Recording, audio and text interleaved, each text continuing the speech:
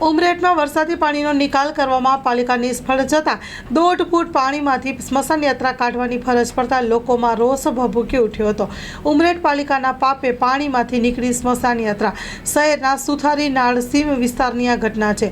સુથારી નાળસીમ વિસ્તારમાં 400 જેટલા પરિવારો કરે છે વસવાટ। છેલ્લા એક સપ્તાહથી આ વિસ્તારમાં નથી ઓસર્યા વરસાદી પાણી નહીં ઓસરતા મોહનભાઈ નામના વૃદ્ધની સ્મશાન યાત્રા પાણીમાંથી કાઢવાની ફરજ પડી હતી। પાલિકાનો તંત્ર સામે લોકોમાં ભારે રોષ જોવા મળ્યો છે। Story report by Nandlal Bhanushali.